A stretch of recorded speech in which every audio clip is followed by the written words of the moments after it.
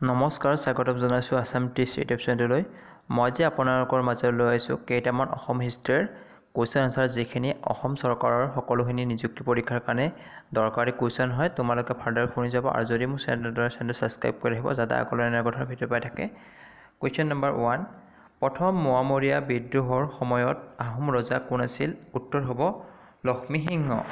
2 number, আহোমসকলৰ বিবাহ পদ্ধতিক কি বুলি কোৱা হয়? উত্তৰ চকলং। 3 নম্বৰ, হস্তী বিদ্যাৰ্ভম পুথিখনৰ লেখক কোন? উত্তৰ সুকুমাৰ বৰকাইত।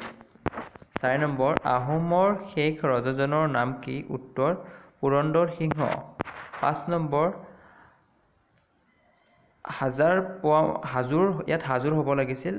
হাজোৰ পুৱামক্কা মছজিদটো কোনে নিৰ্মাণ কৰিছিল? উত্তৰ গিয়াছুদ্দিন আউলিয়া। 6 নম্বৰ, অসমৰ মাটিত জৰীপ কাৰ্য প্ৰথমে কোনে প্ৰৱৰ্তন কৰে? উত্তৰ হ'ব গদাধৰ সিংহ। 7 নম্বৰ, হিন্দু ধৰ্ম গ্ৰহণ কৰা প্ৰথম আহোম ৰজাজন কোন আছিল? উত্তৰ চুহুংমুং। 8 নম্বৰ, আহোম আৰু মোগলৰ মাজত হোৱা শেষ ৰণখনৰ নাম কি আছিল? উত্তৰ ইটাখুলি ৰণ। 9 নম্বৰ, শৰাইঘাটৰ যুদ্ধ কিমান চনত হৈছিল? উত্তৰ 1671 চনত। 10 নম্বৰ, শৰাইঘাটৰ যুদ্ধত মোগল সেনাপতি কোন আছিল? উত্তৰ ৰামসিংহ।